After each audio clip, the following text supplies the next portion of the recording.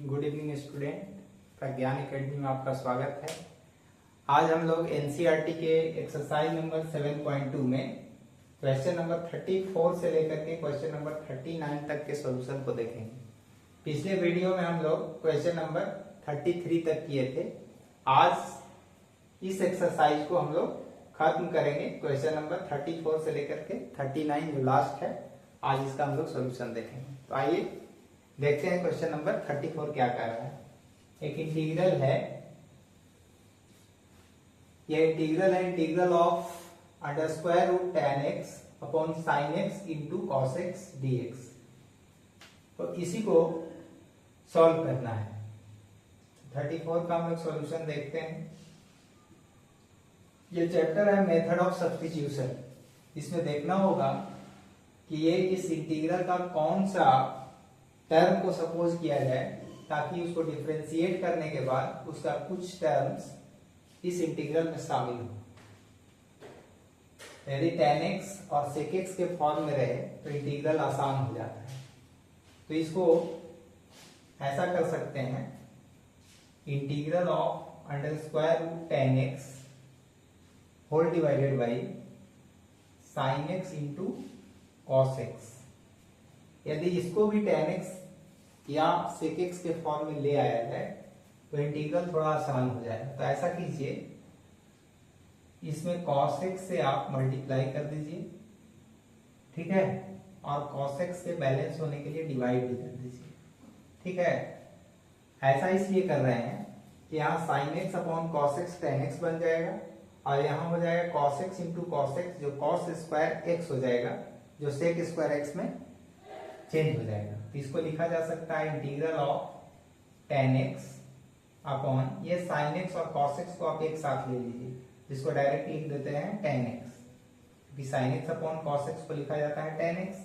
अब ये हो गया into cos square x dx।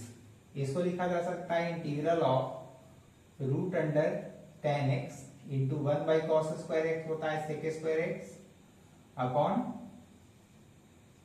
tan x into dx, ठीक है। अब क्या किया जा सकता है, अब ऐसा कर सकते हैं कि इसको आप कैंसिल कर सकते हैं। इस tan x को लिख सकते हैं root tan x into root tan x, तो tan x हो जाएगा और इस रूट से एक रूट कट जाएगा, तो इसको डायरेक्ट लिखा जा सकता है integral of sec square x dx upon root under tan x। क्योंकि इस tan x को हम लिख रहे हैं, अब देख लीजिए, इस tan x को लिखा जा सकता है root under tan x into root under tan x। ये एक रूट से ये कैंसिल हो जाएगा तो एक बच जाएगा। यहाँ पर सब्स्टिट्यूशन ले लीजिए tan x का, let tan x is equal to t। अब इसको क्या करेंगे, डिफरेंशिएट करेंगे, differentiating both sides with respect to x। तो tan x का क्या हो जाएगा, tan x का डिफरेंशिएशन होता है sec स्क्वायर x, इधर आएगा dt by dx, cross multiplication कर लीजिए तो dx इधर आ जाएगा, dt इधर आ जाएगा, यानी sec स्क्वायर x dx को आप लिख सकते हैं dt। अब रिक्वायर्ड इंटीग्रल जो हो जाएगा, required integral is equal to integral of sec square x dx। sec square x dx को आप dt लिख सकते हैं, तो ये हो गया dt upon root under tan t, और tan को आप मान चुके हैं t, तो यहां से आ जाएगा t। अब रूट को हटाइएगा तो स्क्वायर रूट हटाने पर पावर हाफ हो जाएगा, तो dt upon t to the power of half हो जाएगा 1/2। 1/2 को आप न्यूमरेटर में ले जाइएगा, माइनस पावर हो जाएगा, तो integral of t to the power minus half into dt। आप इंटीग्रल जानते हैं, integral of x to the power n dx is equal to x to the power n plus 1 upon n plus 1। उसी form में इसको change कर देंगे, तो t to the power minus half plus 1 by minus half plus 1 plus constant of integration c।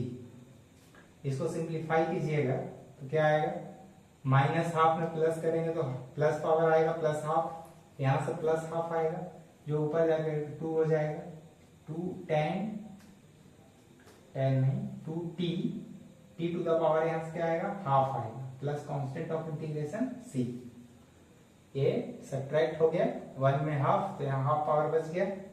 अब क्या करना है कि इस t का वैल्यू रख देना है। t आपका tan x है, तो यहाँ हो जाएगा 2 tan x whole to the power half, और हाफ को आप अंदर स्क्वायर रूट लिख सकते हैं प्लस c। ठीक है, तो यही आंसर हो जाएगा इसका। इसको आप स्क्रीनशॉट कीजिए। तो फिर हम क्वेश्चन नंबर 36 को देखते हैं। उम्मीद है स्क्रीनशॉट कर लिए होंगे।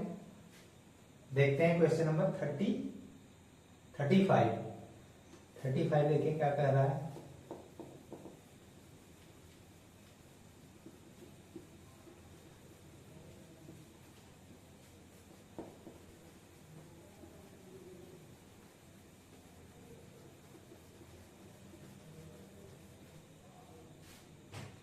क्वेश्चन नंबर 35 का सॉल्यूशन देखिए। 35 कर रहा है integral of 1 plus log x upon x. इसमें करना क्या है, इस न्यूमरेटर वाले टर्म को 1 प्लस लॉग एक्स को आप टी सपोज कर लीजिए। Let 1 plus log x is equal to T.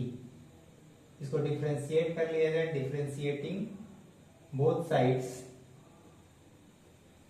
With respect to x। 1 constant है, कांस्टेंट का डिफरेंशिएशन 0, log x का 1 बाई एक्स, इधर आ जाएगा dt by dx। Cross multiplication कीजिएगा तो 1 by x dx is equal to dt। ठीक है, अब रिक्वायर्ड इंटीग्रल हो जाएगा, required integral is equal to integral of 1 plus log x. 1 plus log x को आप t मान लिए हैं, तो हो जाएगा t, इसका पावर 2 है, और 1 बाई एक्स dx को आप कह रहे हैं dt, तो T square dt। X square dx का इंटीग्रल आप जानते हैं x क्यू बाई 3 होता है, x to the power n plus 1 upon n plus 1 वाले फॉर्मूले से। तो यहाँ से डायरेक्ट इसको लिखेंगे T Q upon 3 plus constant of integration c। अब t का वैल्यू आप सब्स्टिट्यूट कर दीजिए। t है 1 प्लस लॉग एक्स, है ना, इसका वैल्यू हो जाएगा 1 प्लस लॉग एक्स, इसका पावर क्या है 3 है, upon 3 plus constant of integration c। बहुत ही सिंपल था। तो क्वेश्चन नंबर 36 को आप देख लीजिए। क्वेश्चन नंबर 36 में यदि इस टर्म को मान लिया जाए, x प्लस लॉग एक्स वाले टर्म को t मान लेते हैं, तब देखिए क्या होता है। Let x plus log x is equal to t. इसको डिफरेंशिएट कर लीजिए, differentiating both sides with respect to x। x का डिफरेंशिएशन x के रिस्पेक्ट में 1 होता है, log x का होता है 1 बाई एक्स, इधर आएगा dt by dx, cross multiplication कर लीजिए तो dx आ जाएगा इज इक्वल टू dt। ठीक है, अब इसमें क्या किया जा सकता है, अब देखेंगे कि ये वाला टर्म क्या इस इंटीग्रल में शामिल है या नहीं है। ऐसा करते हैं, इसको आप पहले आप स्क्रीनशॉट कीजिए। स्क्रीनशॉट कर लिए। अब देखिए क्वेश्चन नंबर 35 को हम इरेज कर रहे हैं ना।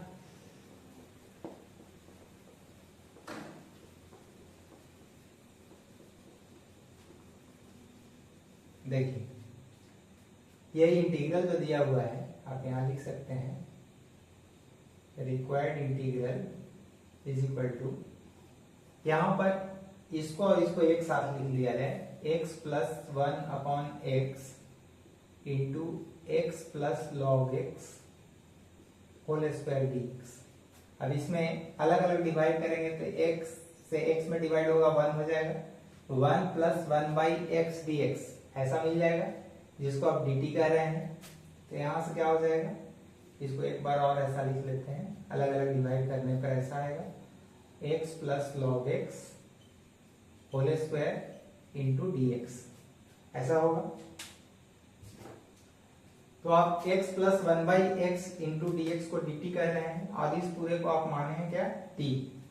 तो यहां से बन गया integral of T square dt। T square का आएगा T Q by 3 plus constant of integration c। अब t का वैल्यू आप यहां से रख लीजिए, तो आ जाएगा 1 बाई 3, t आप माने हैं x प्लस लॉग एक्स को, x plus log x whole cube, plus constant of integration c। बहुत ही आसान है। नेक्स्ट है ये क्वेश्चन नंबर हम लोग 36 देखें। अब क्वेश्चन नंबर 37 को देखते हैं। इसको आप स्क्रीनशॉट कर लीजिए। यहां देखते हैं क्वेश्चन नंबर 37 है। इस 37 के लिए हम लोग ऐसा करते हैं कि tan inverse x to the power 4 को t मान लेते हैं। Let tan inverse x to the power 4 is equal to t। अब इसको डिफरेंशिएट कर रहे हैं, ठीक है, differentiating both sides with respect to x। तो ये डिफरेंशिएशन जो होगा ये फंक्शन ऑफ फंक्शन पर होगा। इसको कैसे करेंगे? ऐसा लिखेंगे d tan inverse x to the power 4। पहले ये tan इनवर्स के साथ x टू द पावर 4 है, तो यहां लिखेंगे x to the power 4 into d of x to the power 4 upon dx, और इधर आ जाएगा dt बाई dx। अगर tan इनवर्स के बाद वाले टर्म को x मान लिया जाए तो ये tan इनवर्स x का डिफरेंशिएशन हो गया x के रिस्पेक्ट में। अगर हम जानते हैं d dx of d by dx of tan inverse x, tan inverse x का डिफरेंशिएशन होता है 1 बाई 1 प्लस एक्स स्क्वायर, है ना। तो यहां पर इसका क्या हो जाएगा 1 बाई 1 प्लस एक्स स्क्वायर, मतलब x square means x to the power 4 का पावर 2, है ना। एक्स स्क्वायर मतलब इसका स्क्वायर, और x to the power n का होता है, आप जानते हैं d by D x of x to the power n, ये होता है n into x to the power n minus 1। तो यहां से हो जाएगा 4 into x to the power 4 minus 1, तो आ जाएगा 4x क्यूब। dx को इधर ले लीजिए, dt इधर ले लीजिए, इधर आ जाएगा x cube upon 1 plus x to the power 8 dx is equal to 1 by 4 dt, ऐसा आ जाएगा, ठीक है। अब आपके क्वेश्चन में देखिए x cube upon 1 plus x to the power 8 into dx जो 1 बाई 4 dt के बराबर हो जाएगा। तब हम लोग रिक्वायर्ड इंटीग्रल को क्या 8 इंटू डी एक्स का वैल्यू आ गया 1 बाई 4 dt। अब रिक्वायर्ड इंटीग्रल को क्या लिखा जा सकता है? रिक्वायर्ड इंटीग्रल को हम लिख सकते हैं इंटीग्रल ऑफ, अब देखिए x cube upon 1 plus x to the power 8 into d x, जिसको आप 1 बाई 4 इंटू डी टी कर रहे हैं। 1 बाई 4 को तो बाहर कर लीजिए क्योंकि कांस्टेंट है, इंटीग्रल से बाहर हो गया। बचा क्या? Sine of tan inverse x to the power 4, tan inverse x to the power 4 को आप t माने तो sin t हो गया, और इधर क्या हो गया dt हो गया, ठीक है। तो 1 बाई 4 का 1 बाई 4 हो गया।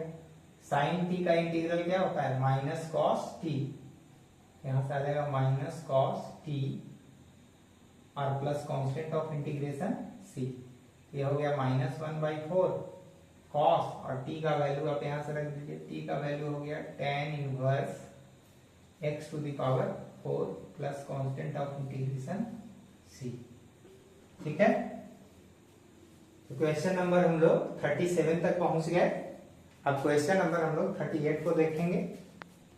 आप इसको स्क्रीनशॉट ले लीजिए, तो हम देखते हैं क्वेश्चन नंबर 38 को। तो आइए हम लोग देखते हैं क्वेश्चन नंबर 38 को। देखिए 38 जो क्वेश्चन नंबर है ये ऑब्जेक्टिव में बोर्ड में कई बार आ चुका है। आप पिछले साल का क्वेश्चन पेपर आप निकाल करके देखिए, तो ये बोर्ड के एग्जाम में कई बार ये क्वेश्चन आ गया है। एग्जाम पॉइंट ऑफ व्यू से ये प्रश्न हो गया, ये प्रश्न हो गया, जो काफी इंपॉर्टेंट है, बहुत बार आया है, इसको आप ध्यान से देखेंगे। देखिए क्वेश्चन नंबर 38 में डिनोमिनेटर वाले टर्म को हम लोग t मानते हैं। Let x to the power 10 plus 10 to the power x is equal to t, इसको t मान लेते हैं। अब इसको डिफरेंशिएट कर रहे हैं, differentiating both sides with respect to x।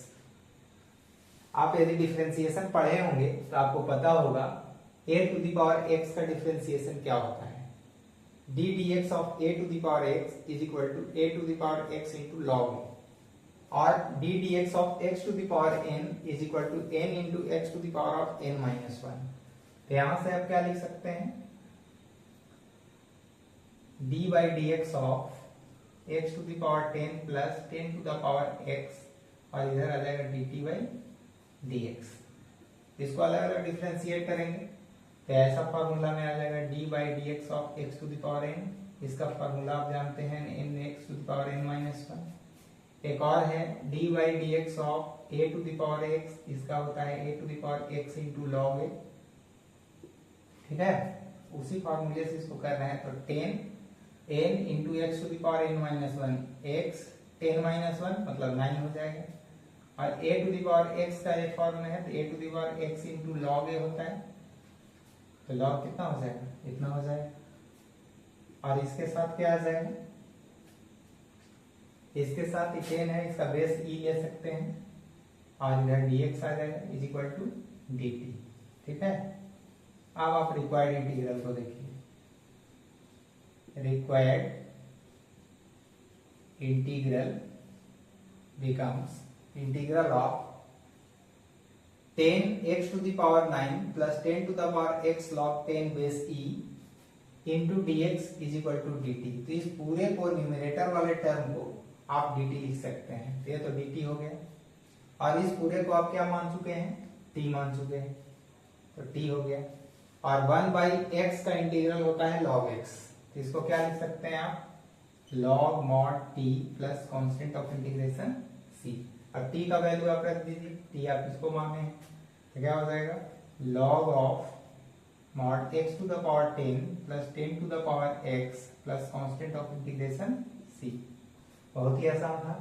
आपके ऑब्जेक्टिव में 4 ऑप्शन दिए रहेंगे, उसमें आप देख लेंगे कौन सा ऑप्शन सुटेबल है।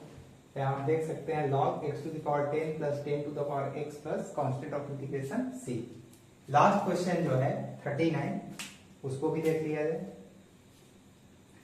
39 है dx upon integral of dx upon sine square x into cos square x. बहुत ही आसान है, आप इसको 1 by sine square x into cos square x लिख सकते हैं, और 1 को आप लिख सकते हैं sign square x plus cos square x, क्योंकि साइन स्क्वायर थीटा जो कॉस स्क्वायर थीटा 1 के बराबर होता है। तो ऊपर में आप ऐसा लिख सकते हैं साइन स्क्वायर एक्स, या इसको ऐसे आप समझ लीजिए ताकि आपको कठिनाई ना हो, इसको ऐसा लिखा जा सकता है ना।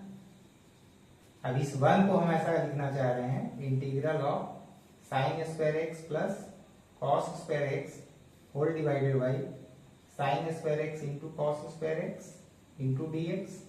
यहां से आप कर सकते हैं अलग अलग डिवाइड कर लीजिए, तो साइन स्क्वायर से ये वाला टर्म कैंसिल हो जाएगा, तो 1 बाई क्या बचेगा कॉस स्क्वायर एक्स, प्लस इसमें डिवाइड करिएगा तो कॉस वाला कट जाएगा, 1 बाई क्या हो जाएगा साइन स्क्वायर एक्स इंटू क्या dx। अब क्या करना होगा, 1 बाई कॉस स्क्वायर एक्स होता है sec square x, sec square x हो जाएगा, dx से भी मल्टीप्लाई कर लीजिए, और इधर हो जाएगा cosec square x into dx। Sec square x का इंटीग्रल क्या होता है, tan x होता है, क्योंकि tan x का डिफरेंशिएशन होता है सेक स्क्वायर एक्स, तो सेक स्क्वायर एक्स का integral tan x। cot x का माइनस कॉसेक स्क्वायर एक्स होता है, तो यहाँ से आ जाएगा minus cot x plus constant of integration c। इस तरह से हम लोग इस एक्सरसाइज के यानी 7.2 के सारे क्वेश्चन को हम लोग हल कर लिए। अब अगले वीडियो में हम लोग नेक्स्ट एक्सरसाइज के क्वेश्चन को करेंगे। आप यदि नेक्स्ट एक्सरसाइज के क्वेश्चन को देखना चाहते हैं तो मेरे चैनल को यदि पहली बार आप हैं तो आप इसे सब्सक्राइब कर लीजिए, और अपने दोस्तों के साथ शेयर भी कीजिए ताकि उनको भी लाभ हो, और आगे जितने भी इम्पोर्टेंट क्वेश्चंस हैं जो आपके बोर्ड में बार बार आते हैं उसको बहुत अच्छे से इस चैनल पे कराएंगे। आप इस चैनल से जुड़िए, दूसरे को शेयर कीजिए। तब तक के लिए बहुत बहुत धन्यवाद। अगले वीडियो में फिर मिलते हैं। Thank you.